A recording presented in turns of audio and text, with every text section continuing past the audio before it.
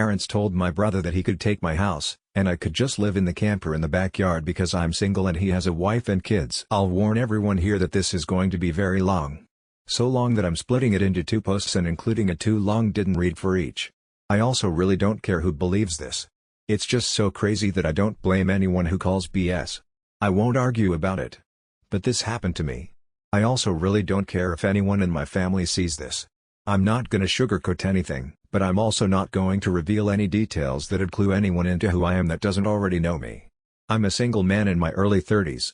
I've got a brother who's 29, and he's already got 4 kids now. He had his first at 22, and the second followed a year later. Then the third 2 years after that. And the fourth is the most recently born a couple months ago. His wife Mysil and I do not get along as she always likes to try and get a rise out of me by acting superior. Then turns into an extreme self-victimizing drama queen if I retaliated against her in any way. She can cry in an instant and can put on an extremely convincing show to get sympathy from just about anyone. My parents and brother absolutely adore her, even though they know exactly how she really is and just don't care. She's very good looking, I'll give her that. But she's so awful that I could never be attracted to her. She also refuses to get any sort of job, even though she has a college degree and my mother willingly helps with the kids all day. So their finances are entirely dependent on my brother. This also means they can't afford to live anywhere but my parents' house. And privacy is a bit of an issue with all of them under one roof in a 3-bedroom house that was built in the 60s. Growing up, my younger brother was also the obvious favorite.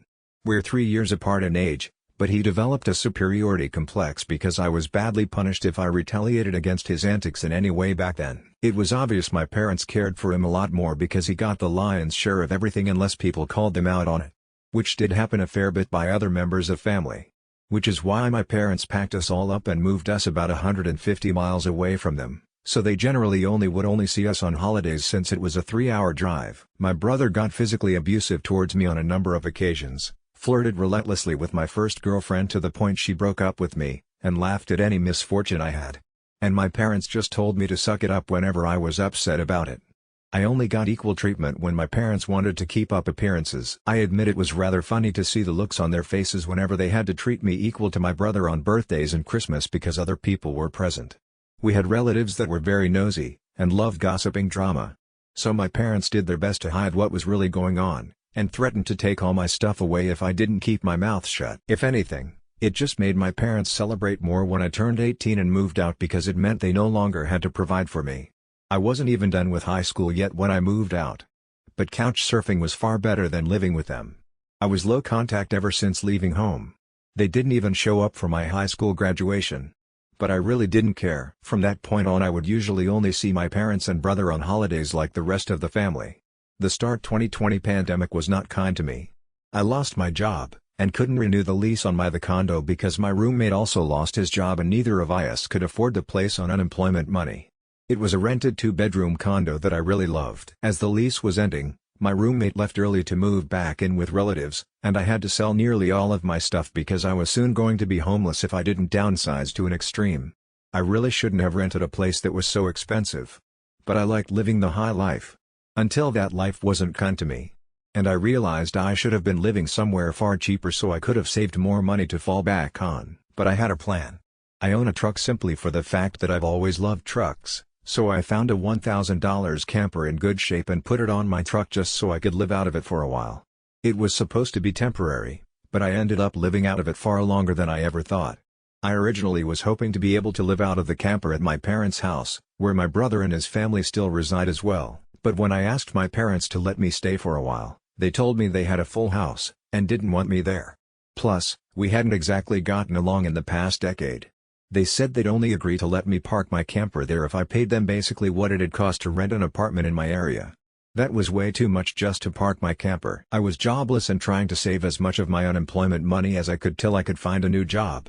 I may as well be living in an apartment with that rent price they were asking. My parents called my camper an eyesore and told me to take a hike since we couldn't come to an agreement. And Sylph thought it was absolutely hilarious I had to live in a camper. My brother joined her in pointing at and mocking me while calling me a homeless bum. I parked my truck camper in a store parking lot to sleep on the first night that I had nowhere else to go. I felt scared out of my mind that someone might try to break in. Suffice to say I didn't sleep well that night. There was nowhere else I could go as any other relatives that owned houses were fairly far away. And all my friends were all apartment people. And I was pretty attached to my area as well. So I didn't want to just leave. I'd also had my mail forwarded to a friend's apartment. It was the only way I could still get my mail anymore. Finding a stable place to park was pretty difficult. I went looking around to try and find a job similar to my old one. It took months of living the nomadic camper life. In that time, I had to deal with a lot. Everything from beggars and drug addicts, to people demanding I leave because my camper was an eyesore. At one point someone who told me to move claimed to be with an HOA. I wasn't even parked on a street with houses. And when I questioned what HOA, they got incredibly belligerent and threatened me. I moved my camper anyway just to avoid the trouble. In order to have a steady supply of electricity, I learned to use a long extension cord to plug in anywhere I could to recharge my camper batteries. This meant sneaking around and plugging it into an outside outlet of a random building while parked on a street. I know that's a crummy thing to do. But I had to keep my batteries charged so my refrigerator would stay cold. I had a small solar power bank for recharging my phone.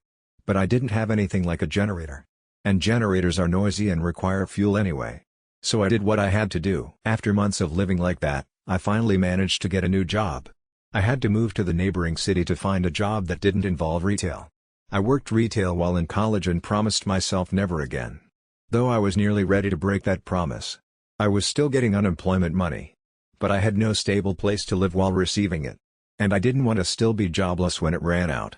Plus I was bored out of my mind. I had little else to do but read, watch movies on a small portable DVD player, use my phone or laptop, and keep note of where I could park and what local public bathrooms I could use. I kind of envy that the Japanese have public bathhouses.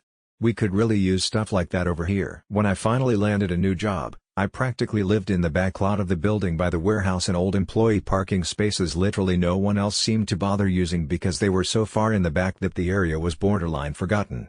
My boss company owner actually liked this arrangement because I was willingly available to take any shift I could get, so long as I had enough sleep. He even let me take the camper off my truck and set it up in one of the spaces so I could drive around without it. Not exactly sure if this was legal, but no one bothered us about it. The entire time I lived back there, I didn't have to deal with many trespassers. There were a few, but the security guards escorted them out. I was pretty much on call almost all the time when they needed me, and was working virtually every day of the week. My boss let me plug my camper into the building for power and water, and I paid a small amount of rent by working for free on Sundays when no one else was in the office but the janitor and security guard. Beyond that, I usually had to shower at a friend's apartment, or at my local gym as the camper didn't have a shower in it, and only a portable toilet. And I didn't want to fill it because emptying it is a nasty chore. So I used other bathrooms as often as I could. I had a key to the warehouse, and could go in to use the bathroom there at any hour. I was even on a first-name basis with the night security guard. He's since become one of my closest friends. The camper was easy to heat in the winter with a small electric heater. Summers were not fun though. The camper didn't have AC, so I had to get a used portable air conditioner just to make it bearable. I made a lot of overtime pay, and hands-on learned some new skills from other employees. Eventually midway into this year I landed a better position in the company as a supervisor, and started making a better salary than my old job. That's when I decided I wanted a house. The scare I'd gotten from losing my condo made me realize I needed something much more stable for the long term. I looked around for something close to my work, and just 2 miles away found a 3-bedroom manufactured home on a small property. But I managed to get it for $10,000 less than the asking price somehow. I used nearly my entire savings for a down payment and got approved for a home loan. I finally didn't have to live in a camper anymore. There was enough space for me to back my truck in behind the house to take the camper off to set it up in the backyard. So I put it there as its own little building just in case I want to use it again. When I was fully settled in the house, I was dumb enough to brag about it on my book of faces. My family saw the post, and that's where this shit really starts. After a few weeks my parents and brother along with his family came to visit completely unannounced to have a tour of my home. I didn't even give them my address. So how they found out where I live, I still don't know. None of my friends have fessed up, and no prior family members visited me before that. So I wonder if they stalked me at work and followed me home or something. It really wouldn't surprise me. Once I opened the door, they practically all shoved their way in like rambunctious tourists. Then just started making themselves at home. They all kept poking around and still had this creepy smirk that she was repeatedly flashing me. And it was only later that I figured out why. And it made me madder than a bull on steroids that just got stung by a hornet. My parents were constantly talking about how I've got so much extra space now. And it's too much for someone like me who has no wife or kids. Sure, not now. But maybe someday. And my brother kept remarking about how there was more space than our parents' house, and my house was closer to his job too. Red flags all around, I know. Eventually my brother asked me to speak privately. Everyone else suddenly left the room and piled out onto the front porch. That's what finally made me realize they'd planned something. My brother, let's call him Dan for the sake of simplicity, said the house was too much for me alone. And I should let him move in with his family because his wife is pregnant with kid number 4. And my house is much closer to his job. He pointed out that I already have the camper, so I could just live in it outside while they live in the main house. And I'd like to point out that Dan never once spoke of offering rent. Mind you, he's got a good job. He also started talking about how there would be changes, and even curfews. And that I couldn't just walk in at any time without prior notice. If it weren't my brother, I'd think the person I was talking to had lost their mind. But Dan lost his marbles long ago thanks to our parents treating him like he was the center of the world. I tried to speak, but he kept talking over me as if I had no say in the matter. There was no way in hell I'd rent my house or parts of my house to him. Other people maybe, just so I can pay the mortgage off more easily. But certainly not him, or his nasty wife. I've heard of this exact kind of situation in videos online many times. And never once did I think I'd actually live it because I thought it so ludicrous. But my parents, brother and Sil do all fit the bill for a bunch of narcissistic entitled crazies. So I picked up my phone and set it to start recording. Then just held onto it. Dan didn't even seem to care or notice that I'd done this, and just sat there with his arms waving around while talking about all the reasons of why he needed my house. Then went from saying that to acting like it was a done deal and trying to reach out his hand to shake mine. That's when I finally showed my backbone and said hell no. And I said it loud enough that Dan stumbled backward for a second. I'd rarely ever raised my voice to him on that level because I was punished by our parents whenever I did. But this was my house, not theirs. My spine can be as shiny as it wants here. I stood up and then told him that my house was not up for grabs. And acting like I'll let him move in just because they want it won't make it happen. I bought my house for me, and it's not my fault he keeps having more kids and has to keep living with our parents because he can't afford to move out. Dan got as physically close to me as he could without actually touching me and said that I didn't deserve the house, and he needed a better place for his family to live. I laughed back in his face and said that was total bullshit because I worked hard to be able to buy my house. Of course I deserved it. Dan started yelling that I have no wife or kids, and I don't need all the space. So I may as well give it to him. I said I'm not giving him anything. And he never even offered to pay me rent. If I let him move in, I'd still be covering the entire mortgage on my own house without even being able to live in my own house. Then Dan told me that he shouldn't have to pay rent because his family comes first, and our parents said I was going to do this, and that I yelled as if their word was law or something and told Dan that they did not have the right or power to give my house to him. Then right one cue my parents and Sil barged back in through the front door and surrounded me to try and force me to agree. There was a lot of fighting, but to sum it up from this point on I heard the line "just do it" for Dan way more times than I can remember. In the fight I told them all they don't have a say in my life or my house. And to get out before I called the cops. Sil screamed the loudest at me about how she was pregnant again, and I can't do this to her. I said I did nothing to her, she just assumed she could take from me like I would just allow it. I had no obligation to her or her family. Then I called her a stuck-up bitch who never had any respect for me. So I don't care what she thinks or how many kids she has. I have no sympathy for her. She won't be living in my house. Well, that made her angry enough to attack me. She got in one good hit on my face and tried to do more, but my brother held her back, kicking and screaming. She kept demanding he let her go so she could scratch my eyes out. The phone I was holding recorded pretty much everything. So I held it up and said I was going to call police if they didn't leave right away. My parents told Dan they were leaving. Then my mother said that I had a week to come to my senses. I told her I won't be, and to not come back. Then I told Sil that my phone recorded everything, and if she tries anything, I'll press charges for assault. She screamed at me and then stormed out loudly, crying with her face in her hands. My mother was the last one out the door and said that I better do this for Dan and Sil. I responded by telling her I won't be. Too long didn't read. Family raised my younger brother as the golden child, so I made my own way in life. Then I lost everything and they wouldn't help me when I needed them the most. I ended up living in a camper for years until I got back on my feet and bought a house after some hardcore saving. Now my parents want my house because they want my brother and his family to be able to live there, and make me live in the camper in the backyard. Brother acted like it was a done deal because our parents said so. I kicked them all out. I would get order of protection against the sill. I would also invest in security cameras and upgrade the locks. Maybe even invest in a big dog to act as guard dog for the property. That way when they return you have proof of trespassing. Part 2 of parents trying to take my house for my brother. They broke my locks to move in while I wasn't home. As I stated in the first half of my post, many will find this unbelievable and long. Yes, I am aware there are similar sounding posts online already. I've seen a number of them now. But it's not like those posters have a monopoly on this sort of shit happening to them.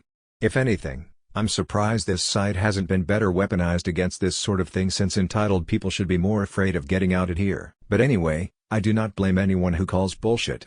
I would too if I was reading this. However, by reading this in my first post, you'll know just how messed up my parents are, as in my life they were the root of all evil that spoiled my brother into the asshole he is today. And never once have they given me a real reason for why. And I kinda fear there isn't one. Some people can't explain why they make choices like child favoritism. So it's all they can do to try and stand by the child they backed. Which is exactly what my parents tried to do. And I've practically destroyed their lives for it. Not in the legal sense, but more an emotional one. After I kicked my parents, brother and Sil out for trying to force me to hand over my new house to my brother, I immediately went to my social media and told the story to the whole family. It spread pretty fast. But you won't find it now because it all got deleted some time ago and I put my own profile on private. I posted about it because I knew that the first thing my family would do when they got home is try to twist the event to make me the villain. And I was exactly right. But I had about an hour to get started before them. And I had video evidence to back up my story about what they'd done. No, I don't plan on showing the video here. So don't ask. Being preemptive worked because I got a fair number of family members on my side right away. My parents, brother and Sil must have been all set to write their own post, but it was too late. So they didn't even bother trying to lie much. My parents, Dan and Sil, had a few flying monkeys supporting them. But not much else. Plenty of others knew how entitled they already were. So what happened was something they all quickly understood and accepted. There was one person in particular that called me. I don't know who they were. But they ranted at me that I was a horrible brother, and I needed to make way for a real family man. I just ended the call and blocked the number. This didn't repeat. The week went by, and my parents showed up with Dan at my front porch just like they said they would in their prior ultimatum. They rang my doorbell like crazy and also pounded on the door until I finally answered. I opened it just a crack, and they tried to shove their way in again. But I'd installed a couple of latch chains that prevented it, and even braced my body against the door for good measure. My father and brother demanded I let them in. But I said I was recording everything on camera, and would call the police if they tried to force their way in again. My mother calmed them down, and then in her most sickly sweet tone asked me if I was ready to let my brother move in. I told her and the rest of them to duck off and never come back. My mother put on the crocodile tears and asked me why I can't just do this for Dan because he's my beloved brother. I laughed and then bluntly said I do not love him as a brother because he treated me like shit for years, and they only encouraged him to do so. They are terrible parents, and he is a terrible brother. Then told them to leave or I'd be calling police as soon as possible. They all left surprisingly easily, apart from my mother's loud crying and the others giving me dirty looks.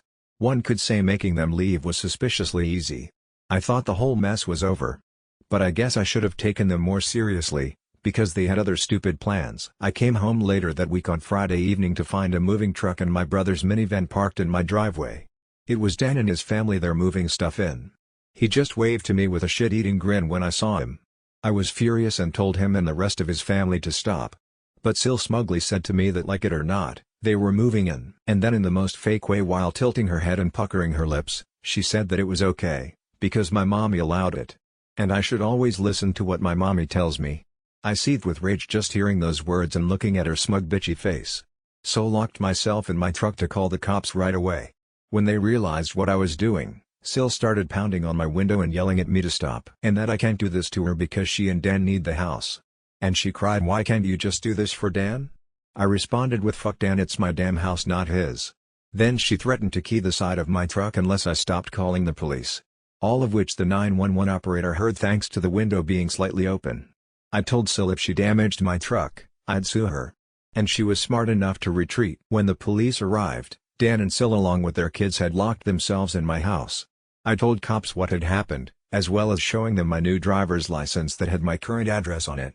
Then when we went to my front door, I saw that they had changed the lock. And the old lock was laying on the porch with the center of it drilled out. And the drill they used was laying right next to it, with a complete Harbor Freight drill bit set. Could they have been any more stupid leaving evidence out like that? I pointed out the broken lock and drill, then gave the police a rundown on all the events that happened prior. Well, I guess Dan called our parents over at some point after I arrived home, because they showed up while I was talking to the cops. My parents immediately lied and started saying that I'd agreed to rent my house to my brother and his family. I said that was an easily provable lie one way or another. So Dan and Sil finally came out of my house with some papers in hand. They both looked super smug, like they'd somehow outsmarted me.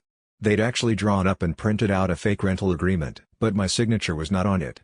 There was one, but it looked nothing like my handwriting. I don't think any of them have ever actually seen my signature. So that was incredibly stupid on their part. I told my parents and Dan that was stupidly blatant fraud. And if the cops investigated, they'd easily figure that out. And I don't think going to jail and court would do them any good. It could even make Dan lose his job, which is his only means of providing for his family. I also said I would get a lawyer and sue for damages if anything of mine was lost, stolen or broken. And I'd call CPS too for good measure.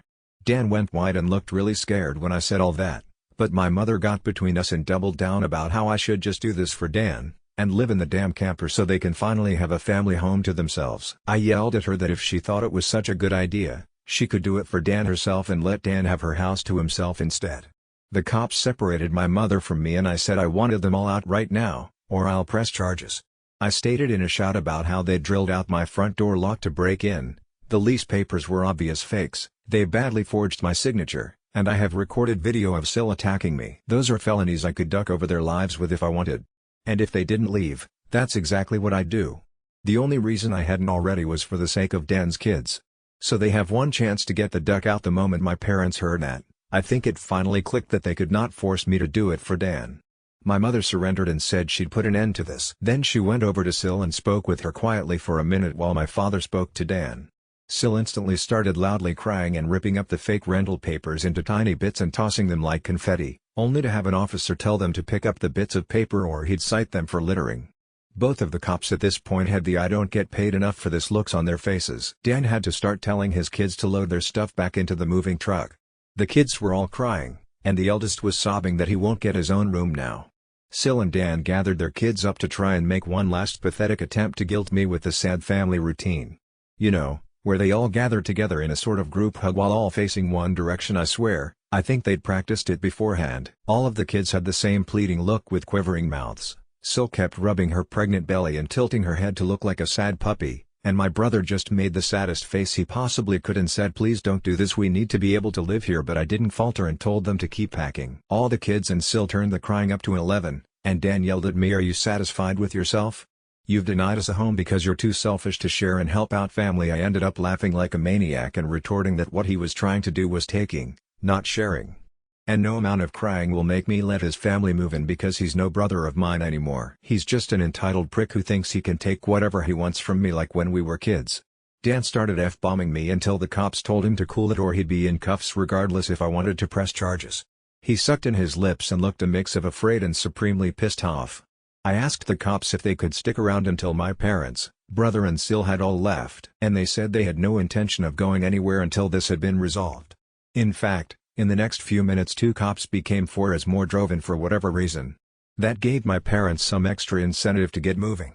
I made Dan give me the keys to the new lock he'd put on my front door. Though I got another lock the next day anyway because I didn't know if he had copies of the keys or not. He was really reluctant to hand them over. Then instead of handing them to me, he actually threw them down the street and into a storm drain while saying to go get them myself. But one of the cops scolded him for that and made him go get them. He had to pull the grate off just to get at them. And he got pretty dirty in the process. When he got the keys back, he just grumbled then slammed them down into my hand. I then told them all to leave and never come back. My mother said I'd be disowned for this, as if that were some kind of threat to me.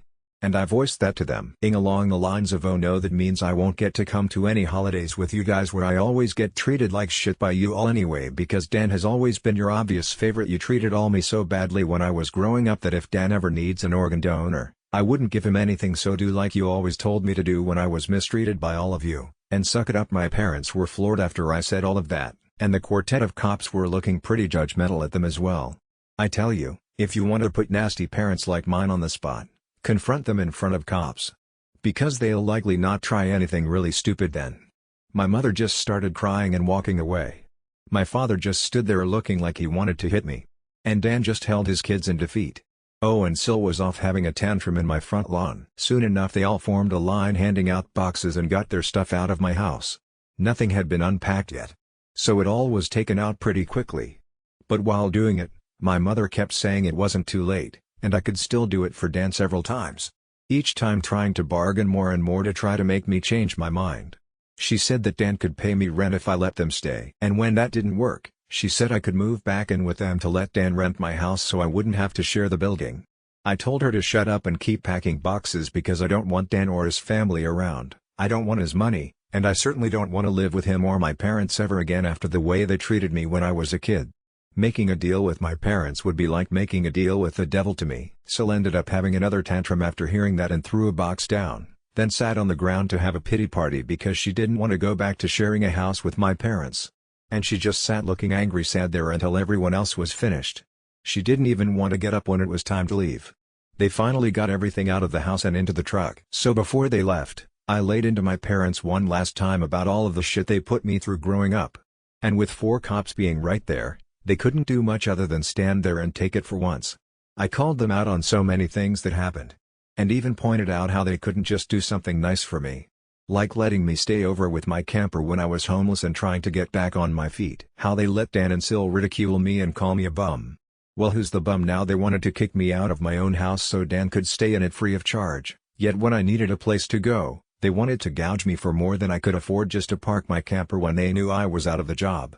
There were more extremely judgmental stares from the cops when I said all of that, so I put my parents on the spot one more time and asked them what I ever did other than being born to deserve being treated so badly.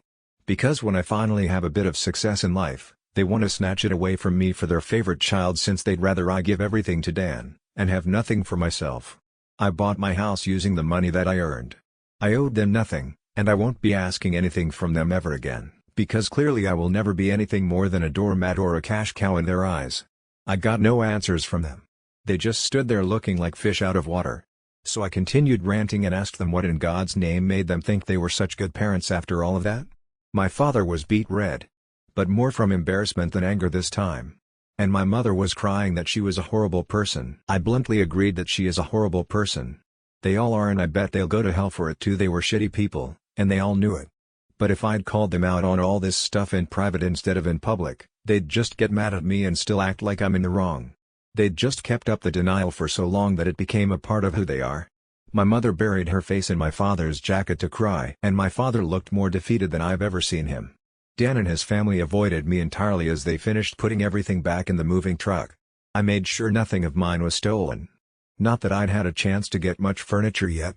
I was lucky to even have a couch at that time. They all got back in their vehicles, and Sil just stood staring at me with malice until my brother finally got her to drive the minivan home. And as soon as they were all gone, I got back online again and spilled the beans what happened.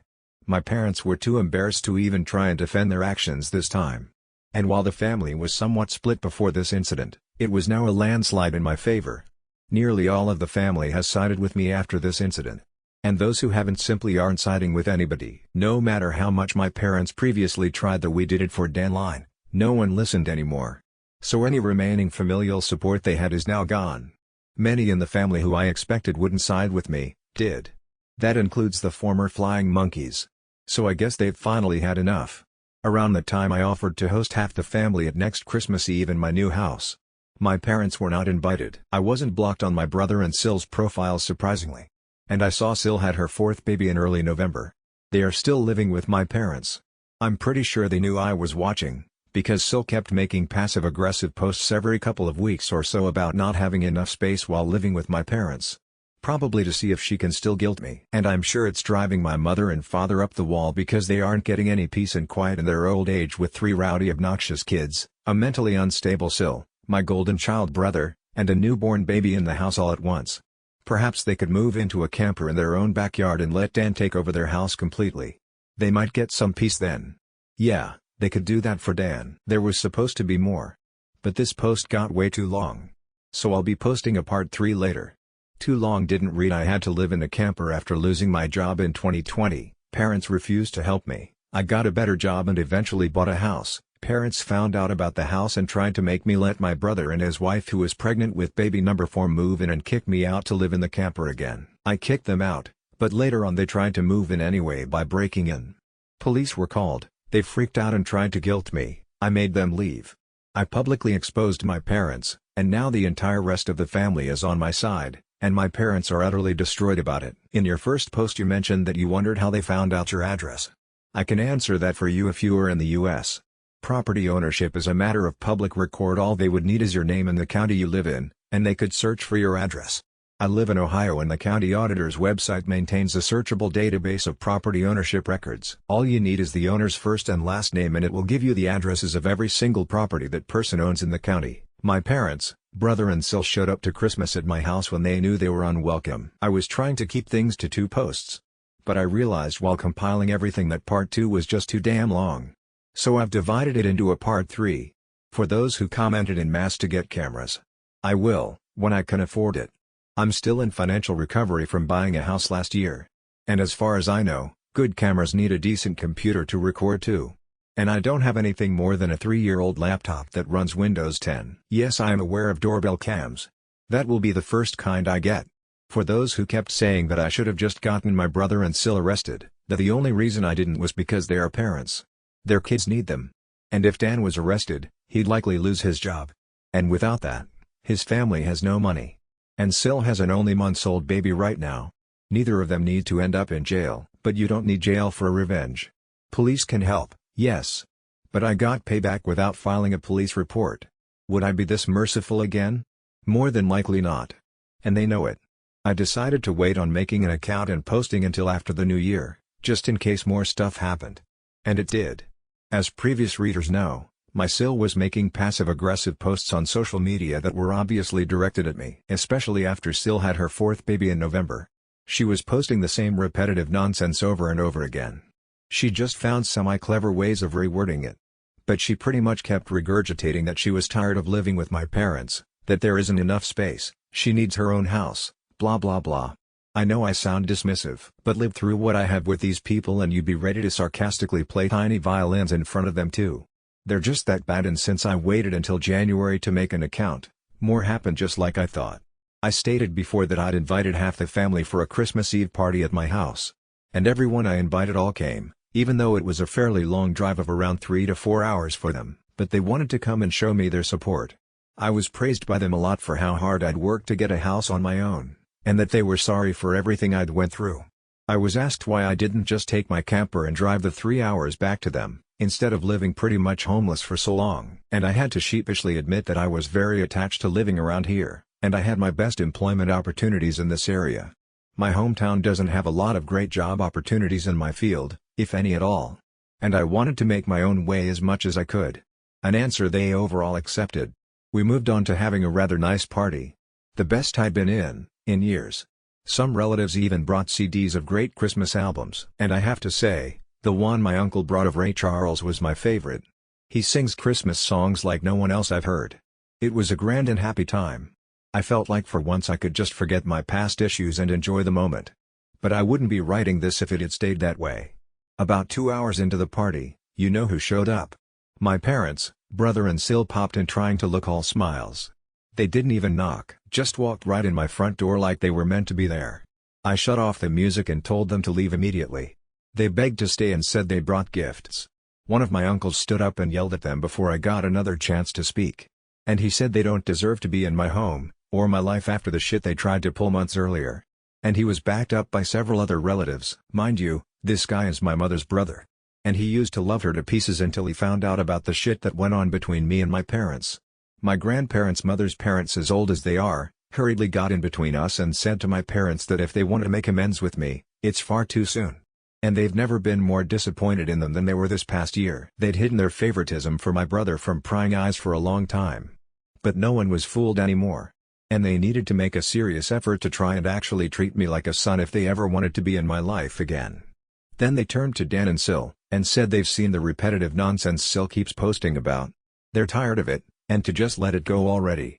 My house will not become their new home. Sil went back to her old standard of crying, and had a pity party about how she should be the one living here, and not me. She plopped down in a chair to have a tantrum and say it wasn't fair I got this house to myself when I have no family of my own, and she has 4 kids that need more space. And she just wanted a better place to live in and feel like a real mom. It was petty of me, but I loudly pointed out that she sucks as a mother because she lets my mother do most of the parenting while she sits on her butt all day drinking, playing on her phone, or going out and spending all of Dan's money. And she has the nerve to complain about it.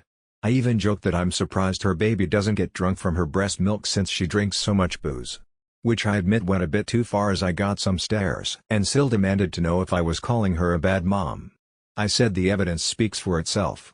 And if she wanted to be able to afford to move out of my parents' house someday, then she needs to put her college degree to some use, get a job, and learn to save money. My mother already does most of the child care for my brother's kids anyway. So she'd have plenty of time after her baby gets a little older. My brother's eldest kid, who's 7 years old, ran up to start kicking and screaming at me for yelling at his mom. And he kept at me about how his mom said that I was the bad guy who made her cry and didn't let them live here. That's when my brother grabbed his son to pull him away. But all the other relatives jumped back in, and this sort of turned into a family intervention against my Sil and brother. She was crying, her new baby was crying, her kids were crying. Hell, even Dan was very nearly in tears from the verbal lashing he was being assaulted with. He ended up just sitting on the ottoman I keep shoes in by the front door and looking like a complete wreck. He couldn't look anyone in the eye. He couldn't even say 2 words to me. Not with a whole house filled with angry people ready to judge him if he tried to let out his inner golden child again. If they weren't there to get in his way, I'd bet this would have ended up a repeat of when he tried to order me around to try and take my house months earlier. By this point though, he'd been so thoroughly humiliated that his and my parents' reputation in the family was completely destroyed because the masks were all now off now. Soon after, my parents, brother and Sil all left in defeat. The party resumed and we all avoided speaking of what just happened for the rest of the evening. Since most of the adults had been drinking, everyone stayed the night in my house. I even let some of them sleep in the camper so there'd be enough space. I admit, it also makes a good guest house. My relatives all wanted a tour of it earlier as well, and they said they couldn't believe I'd been living in it for around 2 years. I got a lot of questions about it. Like what summer and winter was like, and so on. I was up earlier than everyone else Christmas morning, and had a fresh pot of coffee and some ibuprofen for those spiked eggnog hangovers a few of them had. I was complimented on being a way nicer host than my parents ever were, and we all agreed to do this again next Christmas. After Christmas, Sil did finally stop making posts that were obvious digs at me, and deleted all of the old ones as well. But shortly after the new year, she more recently made a new post complaining about how she tried to convince my parents to get a camper like I did, so it could be set it up in the backyard so Dan and his family could use the whole house as their family home. Well, a taste of one's own medicine is never fun, because my parents turned that idea down, vehemently I hear. No one is gonna push them out of their own home, let alone their master bedroom. The post was only up for a couple of days before Sil removed it. And she has hardly posted anything since then. She loves to complain. But if a tree falls and no one is around to hear it, can it still complain? Sil, I guess, has realized there's no point in doing it when no one hears her anymore. And Dan can't afford to move his family out on his salary alone anytime soon. If they end up expecting another child in the next few years, I won't be surprised. Things mellowed down for me since then. And I've even invited friends over for a poker night. I suck at poker because I can never remember a damn thing about it. But so what? We get to drink beer and eat junk food while being merry idiots. We all loaded up on Whoppers from Burger King and just had it the best way 4 grown men can when they just want to have a good unadulterated time and get piss drunk. I think maybe around summer I'll look into possibly dating someone. I'm not exactly getting younger here. Fingers crossed that goes well. My camper just sits idle in my yard now. And I admit, there were some days I went out there just to spend time in it. I did live in it for 2 years. It's like my second home. And maybe one day I'll actually get to use it for camping, like it was meant to be. I've never been camping. My parents considered it a waste of time. So it'd be a completely new experience for me. This pretty much marks the end of what happened. My parents, brother and Sil have all been staying very clear of me. In fact, they seem to have gone back to acting like I don't exist, like they did before I bought a house. Not like that bothers me at all. It's better that way. But they'll inevitably come back in some way. I know they will. I just wonder what kind of stupid thing they'll do next. If anything notable like all this ever happens again, I'll make another post if this account is still active. Too long didn't read. My parents, brother and Sil showed up to my Christmas Eve party and were met with total verbal destruction at the hands of a lot of the family. Sil played it up like a crybaby and only made things worse.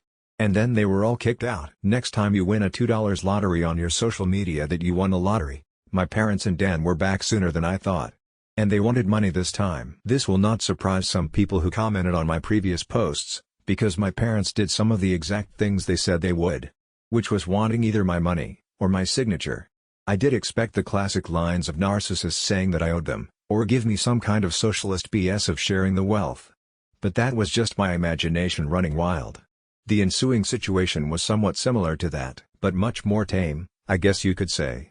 They seem to know not to push me too far now. And were mostly aiming for pity. It began when my parents recently got in touch with me through social media, and asked for a meeting in a public place of my choosing. It just screamed trap. But I wasn't afraid. In fact, I was amused. They know I'm not to be ducked with anymore. So I could only wonder what they wanted this time. I picked a local restaurant that may have a name of an olive and a garden in it, and we met up there. Dan was with them. But he kept his mouth shut, most of the time.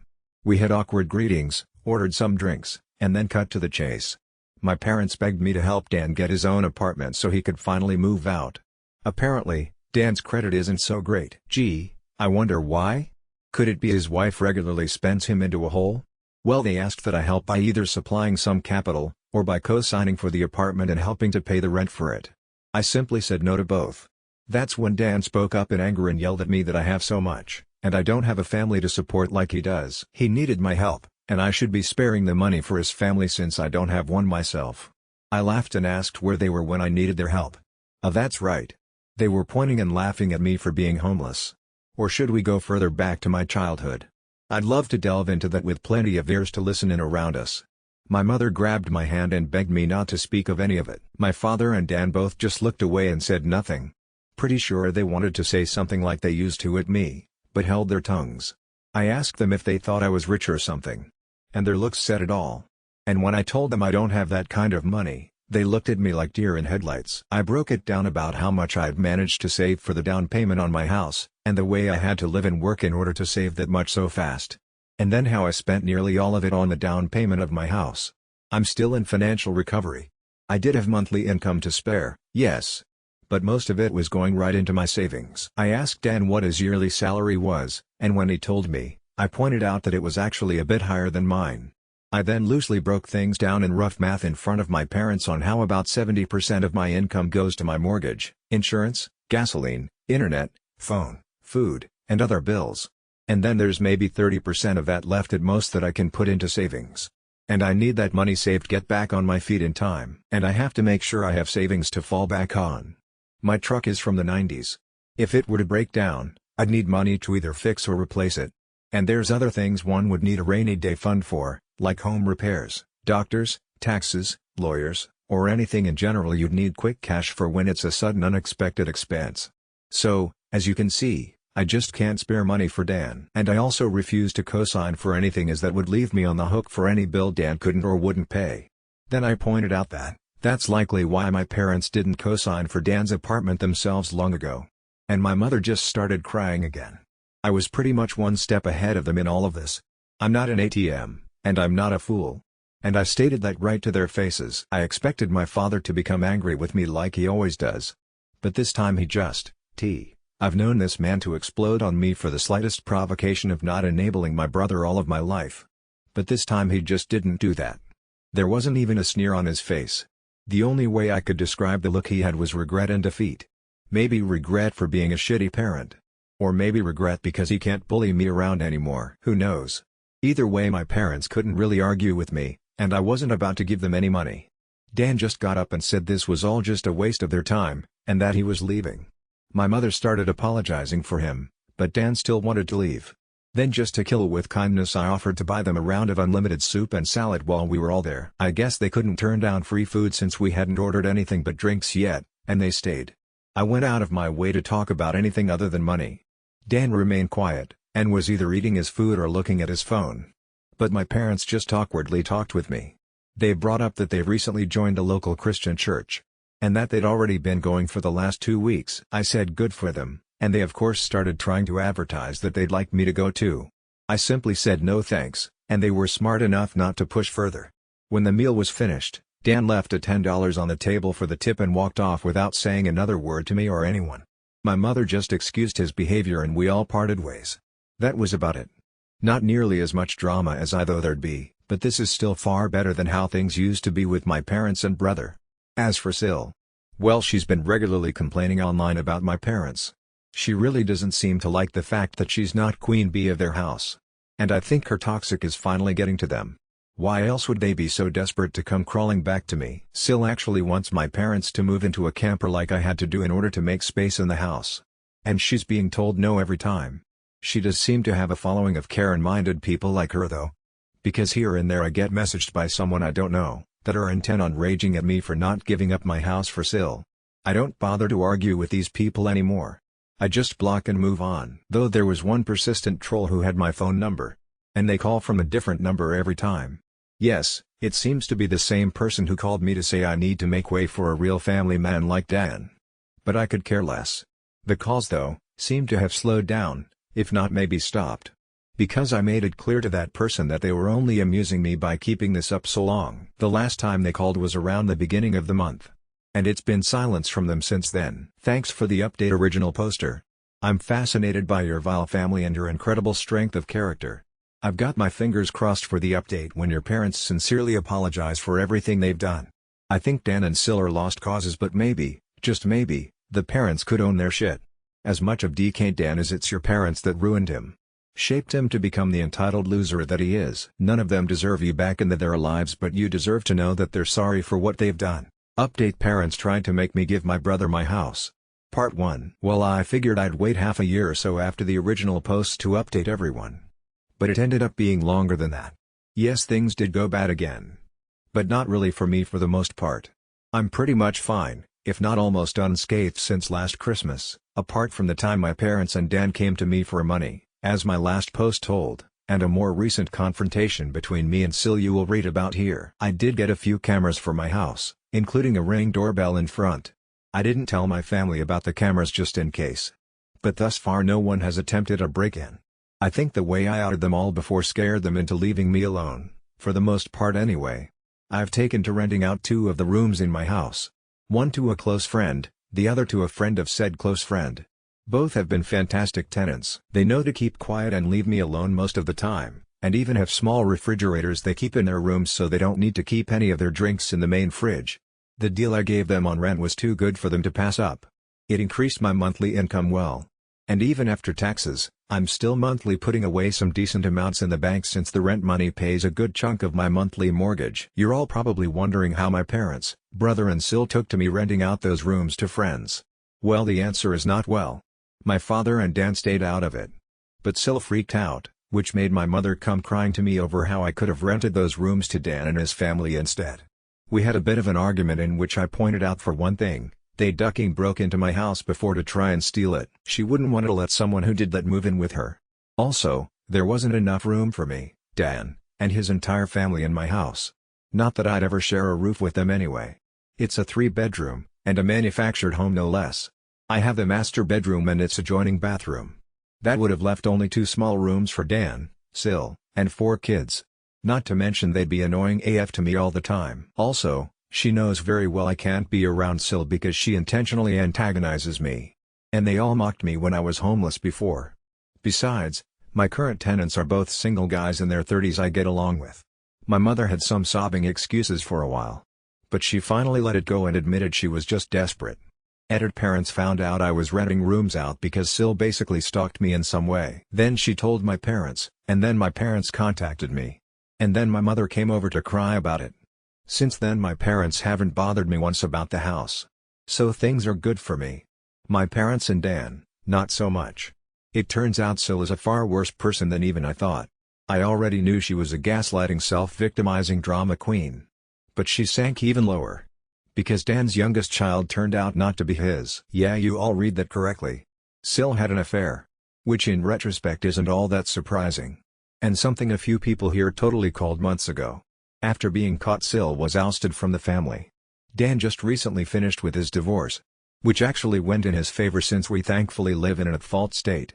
Dan also sued to get his name taken off the birth certificate of the youngest child, and won. Basically, After the incident where my parents tried to force me to hand over my house, things got pretty tumultuous over at their house. Sil blamed me a lot. She was convinced somehow that I had tons of money, like I'd won the lottery or something, and that I should share the wealth.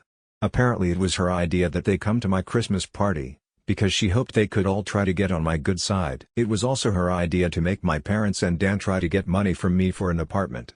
So it really burst her bubble when Dan and my parents informed her of how my finances actually were. For the longest time she had Dan and my parents fully engulfed in her toxic mindset, and only fed their narcissism with her own. So her blaming me made the rest of them blame me. That is until what happened in front of the police when they tried to steal my house. That's when the downfall for Sil really started. My parents and Dan were apprehensive about coming to my Christmas party after the way I'd outed them. But Sil convinced them to just throw together a few cheap gifts from what they could get at the last minute and just show up, because he'd never throw us out once we're already there. Boy was she wrong. She gambled on that plan, and I, with the complete blessings of everyone I'd invited, threw her and the rest of them out. Her plan, she no doubt thought was the most clever thing ever, backfired in her face spectacularly. I guess being chewed out by family at my party not only wrecked my parents' reputation even more, it actually started a wake-up call for them to eventually not listen to Sil anymore. And as I said in my last post, my parents decided on going back to church. Perhaps because last year I'd said they'd probably go to hell for their actions. I can't say that's the real reason. But you gotta admit, it would feel kinda satisfying if that was the case. Though my parents hadn't been to church in 2 decades before going back. While I don't think it's a bad idea that they're going to church, they need to understand that going doesn't just give them a do-over for all the shit they've done in the past. But I have a little faith they're at least trying, because my parents came to my house without Dan to personally apologize to me after they'd seen an animated video of my first 3 posts. That's right, they've known about this Reddit account for a long time now. They also know everything I'm saying. Yes, they're unhappy about it. But I feel everyone here deserves an update since it's anonymous. For my parents and Dan though, watching an animated video of themselves and their own actions was a great way to make them see what kind of people they really are. And they came over to apologize to me later. I'd never seen my father apologize like that to anyone. And the man isn't a good actor. So this felt genuine. They fully acknowledged what they did to me, and how there's no excuse for any of it. They even described themselves as narcissists, and admitted the truth that they had wronged me very badly. Then they went on to blame Sil for a lot of things. Yeah, they kinda threw her under the bus. But it's not like she wasn't guilty of everything they said. My parents have been getting counseling for a while now too, and did offer group family counseling. But I declined as I'm not ready for that anytime soon. Dan himself didn't apologize to me for some time. But he looked extremely remorseful anytime the past was brought up. Meanwhile, Dan and Sil's marriage absolutely fell apart. It wasn't a crumble, it was a cascade without me as the scumpag black sheep ATM, that they couldn't mock or try to get money from anymore. And after the public humiliation of social media, my Reddit posts, and the animated online video, Sil finally let out enough of her toxic on Dan and my parents for them to realize she's not the person they thought she was. Their denial had been strong. But Sil's entitlement was stronger. I've had many a thought of lightsabers clashing over this drama. Sil clad like a bimbo Sith with a lightsaber that looks like a giant lipstick, or something like that. I imagine there's a wealth of puns and jokes to be had there. But I really didn't bother to think much more detail about it. But as you can imagine, things only got worse because Sil kept looking for other ways to get what she wanted. She kept bringing up ads for used campers and RVs to try and get my parents to buy one to live out of, so they could have the main house. And she kept doing this no matter how many times they told her to stop. She even tried to say my parents should just buy an RV and have a life on the road, like normal old people do. That was stupid, even for Sil. The opposite was suggested by my parents, that Dan and Sil buy a camper themselves to live out of it instead. Sil basically said she shouldn't have to do that since she's the mom. She pretty much lorded the fact that she thought she had total parental authority over everyone's heads because the kids in the house were all hers. And when Sil didn't get her way, she actually took her baby and left the house to disappear for several days. They knew she was fine because her phone was still working, and she was responding texts with short but passive-aggressive answers. And when she came back, she was only more embittered because nobody caved to her demands while she was away. Sil also refused to go to church. But Dan went with our parents and took his kids along as well, save for the youngest since Sil refused to let him take the baby anywhere. Personally, I don't go to church. I believe in God and all that stuff. But I just don't like church. Besides, it never did me any good growing up. I have the master bedroom and its adjoining bathroom. That would have left only 2 small rooms for Dan, Sil, and 4 kids. How long would it be before Sil started campaigning for the principal bedroom? But I need the private bathroom. What made Dan suspect that the baby wasn't his?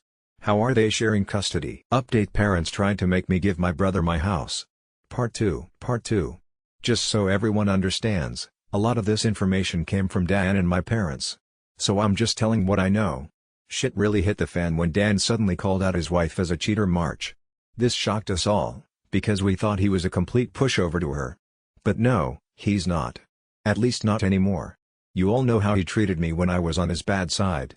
Well, his wife wasn't spared that ire at all. He started putting pieces together about her deceit after finally pulling his head out of his ass, and secretly got DNA tests for all his kids. 3 of the kids are his. But the youngest one, the baby, was not. For the record, Dan and I both have pretty dark straight hair that's almost black. Same with our parents. Sil's hair is straight and pretty dark too. But the baby's hair is lighter and a bit curly. At first Dan just thought it was because of the baby's age.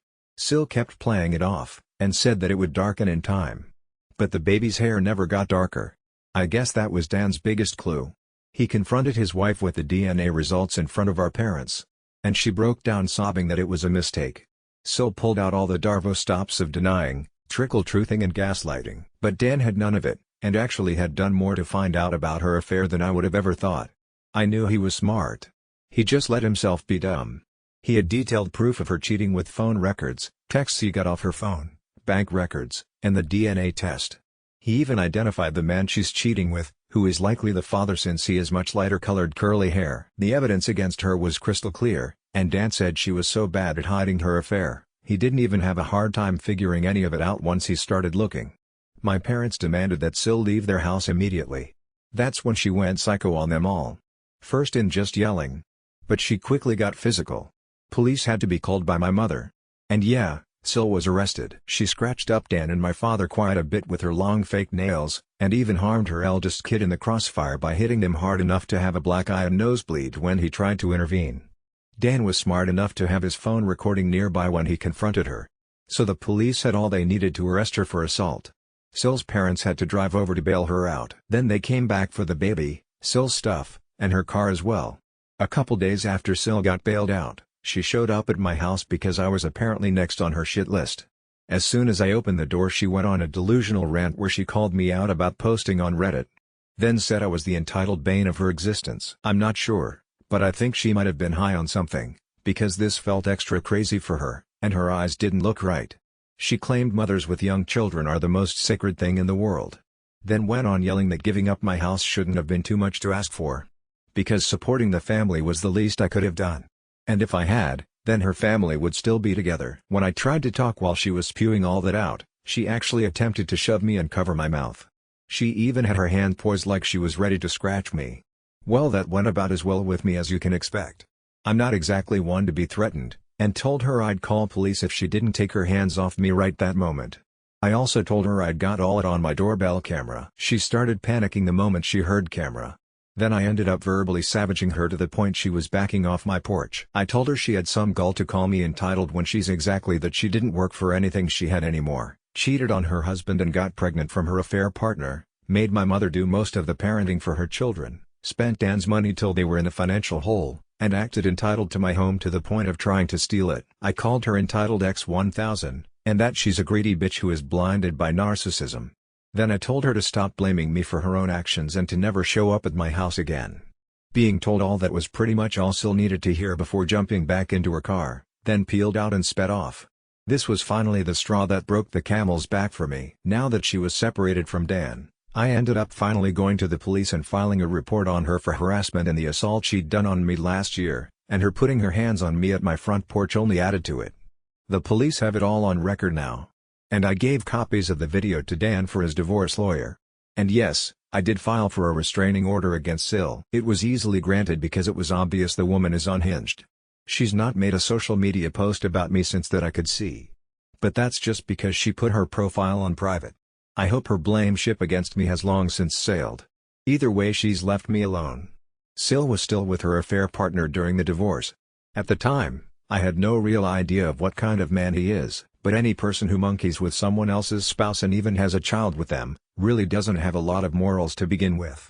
Once the divorce was underway, Sil admitted that Dan just wasn't man enough for her anymore because he couldn't afford to give her the lifestyle she wanted.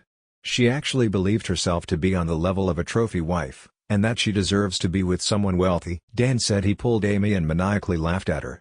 He said she was nowhere near hot enough to be a trophy wife, along with mentioning any other faults she had. Sil ended up humiliated by this, and ran off like a child. Due to having to live with her parents, Sil was forced to work in their family business because Dan wasn't giving her access to his bank accounts anymore. She'd already maxed out all the credit cards he previously gave her, and she griped about having to work for her parents despite having a college degree. But I think they were the only ones who'd employ her anyway since she's got a criminal record and a decade-long gap in her resume. I've heard from Dan that her parents were severely disappointed in her as well. But that was just a rumor. They could be just as bad as her for all I know. Either way, the shit show of a divorce really took off once it got going. Sil didn't walk away with much from it. Especially because she had an affair, physically hurt her husband and eldest child, and it's in a fault state, like I mentioned earlier. So she kissed any chance of getting her way goodbye. I'll go into detail about it in the final post. The more I read about your ex Sil, the more I'm convinced that it'd make a good made-for-TV streaming movie. Update: parents tried to make me give my brother my house. Part 3. This is what I know of the divorce from my brother Dan. Dan's lawyer pulled some strings to get the divorce started as fast as possible. But it cost him. I don't know the more specific details, or how much it all cost. They never told me. Sil, on the other hand, was financially backed into a corner very badly. And you know what can happen when you corner an animal. She fought back, but the law was not on her side, nor was her dwindling finances. Sil's parents had to pay for a lawyer for her. And not a very good one either. Also, she actually brought her affair partner to the divorce court to testify on her behalf. This guy was a real piece of work. He had a bronze tongue and a charming smile he tried to use to his advantage. He claimed Sil had been wronged by an incompetent husband, which is why she sought the arms of another man. He claimed he was ready to take responsibility for his child he had fathered with Sil. But that Sil would still be needing the alimony for helping support herself and care for said child. He remarked that because Dan at the time was still on the birth certificate, alimony should be one of his obligations. Dan said this guy used big words and a charming smile, but seemed an extra special kind of stupid. And coming from Dan, that's saying something. The judge was also not swayed in the slightest, and told the bronze-tongued lout that he was a hypocrite for saying he was ready to take responsibility for his own child, while also holding his hand out for money from the man whose marriage he'd helped ruin. That shut him up. Dan was prepared to sue his wife's affair partner for alienation of affection too. However, that fell through. I guess it would have been on Dan to prove how much she'd loved him before the affair started. But after her mask came off and we saw the real her, we're not sure if she ever really loved him at all, or if she just loved having a meal ticket. Someone here pointed out Sil probably kept popping out kids to avoid getting a job. And you may have been right. Either way, Sil tried dragging out the divorce. But Dan's lawyer and the judge kept that from happening much. I swear, Dan must have seriously lucked out, because he got one of the meanest and most unsympathetic to cheaters judges in the state. And all the evidence we had on Sil made it easy to keep her from playing the victim. So instead she just let her real bitchy self out since there was no point in hiding it anymore. The court had all of the records provided by Dan and myself, police reports, photos and recordings to prove she was an abusive narcissist. There was a mountain against Sil that she had no way to climb over or hike around. She tried standing against the mountain. But that was prime avalanche territory. In the end of the divorce, Sil struck a deal to end things quick. Dan takes 3/4 of the credit card debt, gets his name off the affair baby's birth certificate, and Sil walked away with only partial custody of her children, no alimony, but also without most of the credit debts she racked up. Her being legally employed by her parents meant she had an income of her own to fall back on to start paying off her debts. She can see her other kids almost whenever she wants, and can take them on weekends. But for whatever reason has made very few attempts to even see them. She took them out to eat fast food a few times. But she never took them home with her. The kids are back in school now. So that gives her even less opportunities to see them. You'd think her parents would want to see their grandchildren. But they haven't contacted Dan about it. They barely saw Dan's children before that too. Now they may not even bother to see them at all. Do they hate kids or something? Even Dan doesn't know. But he tells me that his in-laws were always indifferent to him. As for Dan, well, he really did love his wife a lot.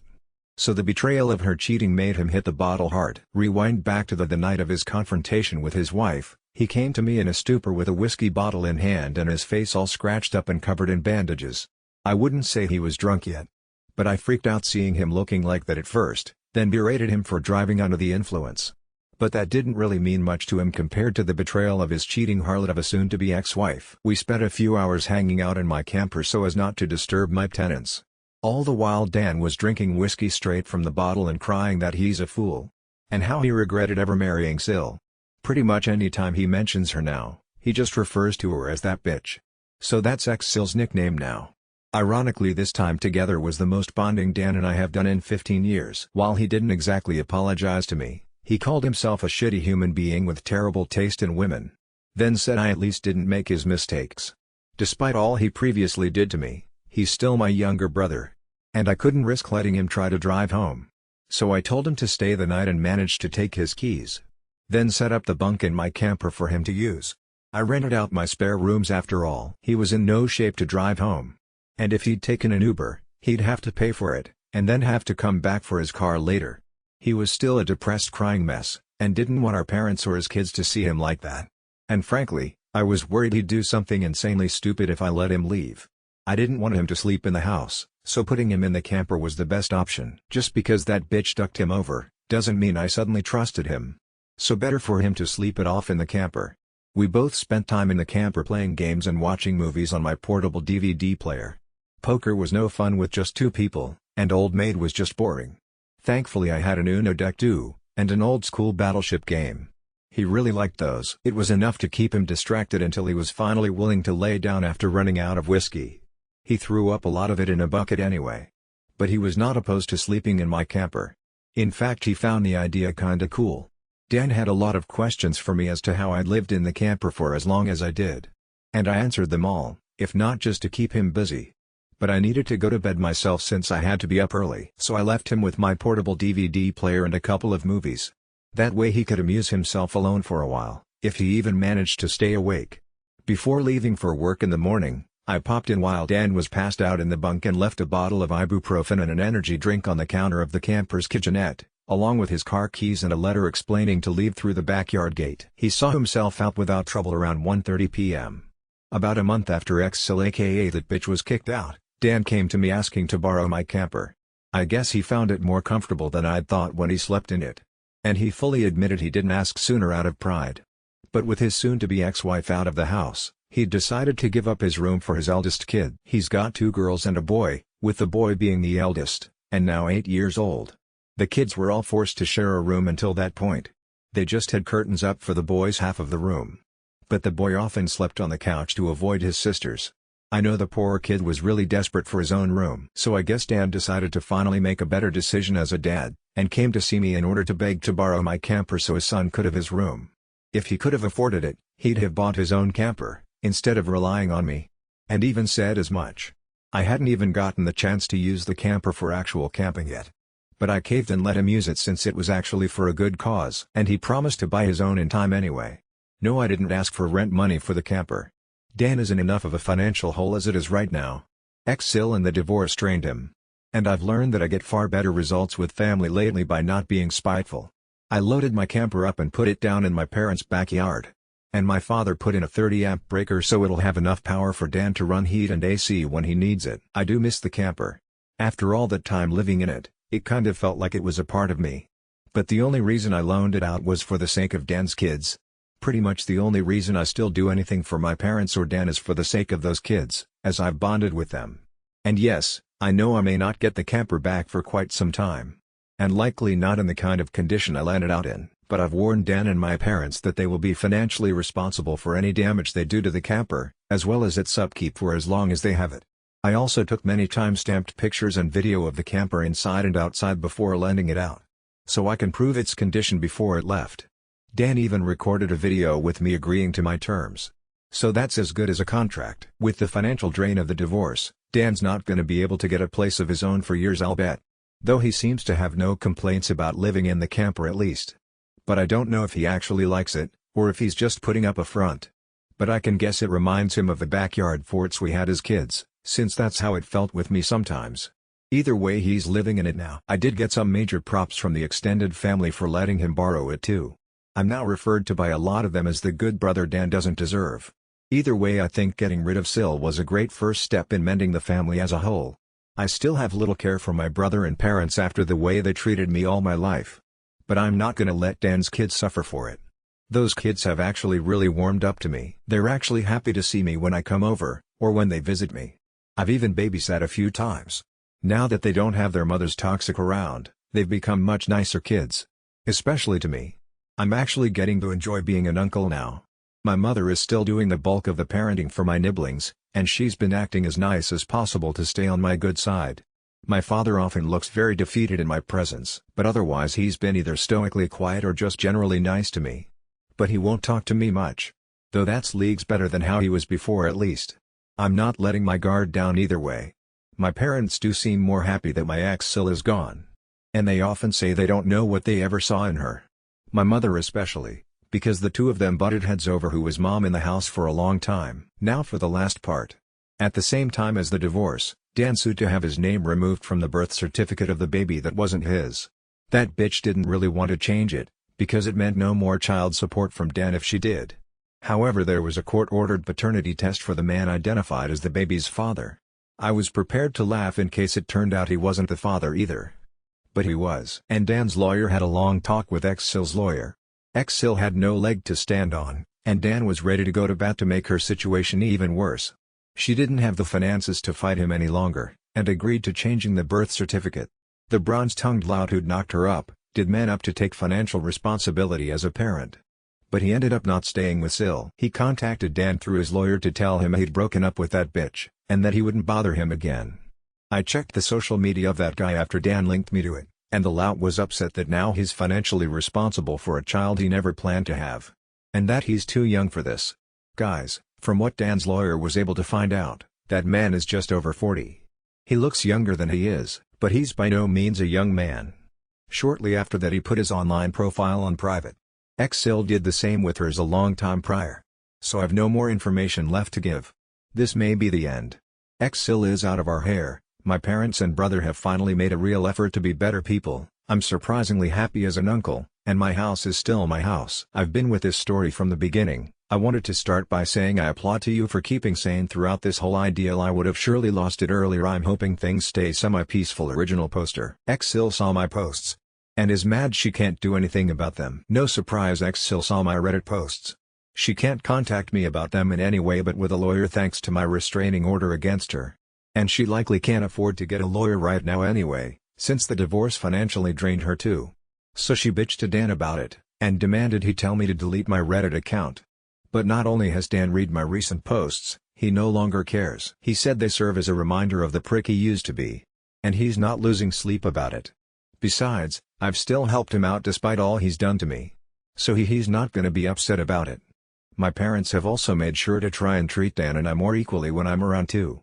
My father is still a man of few words around me though. Someone pointed out that changing now after so long of treating me as the opposite of Dan, means he doesn't know how to connect with me anymore. And I think they're right. I don't mind the way he is now though. My mother has also developed a habit of saying she's sorry about every little thing in my presence. Dan told me that she and my father have been reamed a lot by extended family and their counselor. And now my mother feels like she needs to apologize for everything. This is all a stark contrast to how they used to treat me. Also, I didn't talk about before what ex-Sil's opinion was on Dan borrowing my camper so his son could have his in ex-Sil's old bedroom. Well, like a stereotypical bully, she looked down on him and mocked him about it because now he's living like a bum, as she put it. But Dan took it all in stride and asked if she was done yet, because he knew this was exactly how she'd react. And he just plain doesn't care anymore. She's borderline dead to him, and her insults were on deaf ears. Then he pointed out to her that he was living out of the camper because he was putting his kids ahead of himself so his son could have his own room. Something his ex never did, despite being their mother. She just weaponized her children and pregnancy to keep from working and to emotionally blackmail everyone. Then he asked her to remind him how that was working out for her. Mind you, this was early on in their divorce. I'm sure you can all guess her reaction. Dan said his ex did have quite the tantrum about my recent posts. But no one has bothered to contact me on her behalf to take them down. So she just has to live with the well-deserved shame. She has been trying to act nicer to Dan lately. Guess the grass isn't so green living with her parents. Dan tolerates her as the mother of his children whenever they meet. But nothing more. He will never take her back. He's told me that he can never look at her like he used to. And the very thought of her turns him off emotionally. So X-Sil pretty much has no chance of reconciliation. I have no new info on X-Sil's affair partner. His social media is still locked down. Same with X-Sil's. And it's likely to remain that way as long as I have a chance of reading them. Whatever happens to X-Sil from here on out is very much her problem. But on the plus side, at least she's famous. My truck got egged on Halloween. Happened in the middle of the night, very early morning on the 1st. I suspect it was my X-Sil. But the person my cameras recorded was wearing layers of heavy sweats, and had their face wrapped up along with big glasses covering the eyes. You couldn't really tell if they were a man or woman. They came on foot too. So no identifying a car. They did look about X-Sil's height though. But that's not much in the way of evidence on its own. If it was X-Sil, she knew about my cameras. So covering her face and body for petty eggy revenge was probably the smartest thing she's done in years. Way to finally put her college degree to use. By egging a beat-up old pick-em-up truck. The egger showed up around 3:00 a.m. I was deep asleep, and didn't hear anything. Whoever it was that appeared that night, quickly threw a dozen eggs or so, all over my truck. They didn't attempt to do any more damage at least, and were gone in a flash as soon as the last egg was thrown. I didn't see the mess till I was leaving for work in the morning. I ran my truck through a local car wash during my lunch break. That took most of the egg off. Had to scrub it a bit more later after work. Egg really isn't good for the paint. But the truck is from the 90s, and doesn't exactly look mint anyway. I did take photos and filed a police report with the CCTV footage as evidence. But so far nothing has come of it. There was no real damage other than my minor irritation and $15 at a car wash. If X-Sil did do this, then she was smart enough to only throw eggs and not key my paint or slash my tires. So my insurance wouldn't be involved. I don't think much will come of the police report as the cops seem to dismiss it as a probable prank by a teenager. I get they were probably overworked. But at least the report will keep a paper trail in case of future incidents. I waited till now to post because I wondered if anything else would happen. But no. Just right back to peace and quiet. I would appreciate any good advice on the matter though, just in case something like this happens again. Update: asked around with some people on the street about cameras possibly seeing the person who egged my car. Our responses ranging from "we don't have cameras" to "it was Halloween and people pull stupid pranks, let it go." The few people who were helpful told me that I waited way too long to ask, and the footage auto-deleted. So basically the egger got away, but if it was Sil, I'm guessing she had to walk around a half-mile in those sweats just to not get her car spotted on camera or something. It wouldn't surprise me if she questioned if it was even worth the effort. Oh well. I guess I'll just wait and see if the egger comes back next year. I did hand out printed pictures of the egger though. And even stapled a few up on posts. So now people in my neighborhood are aware at least. The tenants renting out 2 rooms in my house have stayed out of it. And I don't really blame them. It's not their problem. Have you considered linking some searchlights to your cameras? Since she has been taking her ire out on your truck, you may want to focus them there.